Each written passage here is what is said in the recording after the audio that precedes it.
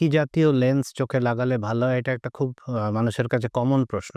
যাদের হচ্ছে আমরা সিলিন্ড্রিক্যাল পাওয়ার পাই না, তাদের জন্য আমরা নরমালি মোনোফোকাল লেন্স, যেটা কিনা দূরের জন্য খুব ভালো দৃষ্টি দেবে, কিন্তু কাছের জন্য হালকা একটু পড়াশোনার ক্ষেত্রে বা ছোট লেখা দেখার জন্য একটু পাওয়ারের দরকার পড়বে। এরকম একটু লেন্স বেশিরভাগ ক্ষেত্রে আমরা প্রেফার করতে পারি, যেটা মোটামুটি একটা বাজেটের মধ্যে হয়। এখন এই মনোফোকাল রেঞ্জে অনেক ধরনের লেন্স পাওয়া যায়।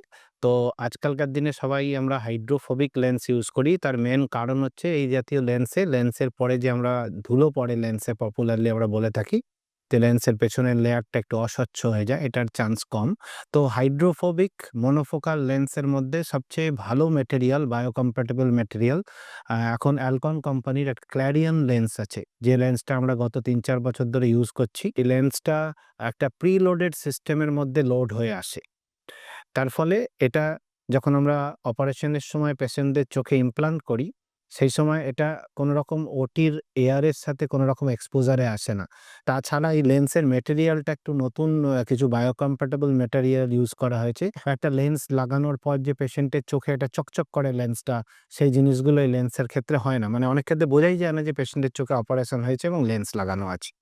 এবং এই লেন্সের একটা অ্যাডিশনাল অ্যাডভান্টেজ যেটা আমরা রিসেন্টলি পাচ্ছি পেশেন্টদের মধ্যে, যে অন্য মনোফোকাল লেন্স লাগানোর পর পেশেন্টদের কাছের পাওয়ার যতটুকু লাগে এই লেন্সে তার চেয়ে একটু কম লাগে। অনেক পেশেন্টই আমরা দেখি ২ চোখ অপারেশনের পর আর চশমা না পড়েও কাছের জিনিস মোটামুটি দেখে ফেলছে। তো এইটা একটা প্রেফার্ড লেন্স আজকের দিনে। যারা একটু বাজেটের মধ্যে অপারেশন করাতে চান তাদের জন্য এই লেন্সটা প্রেফারেবল।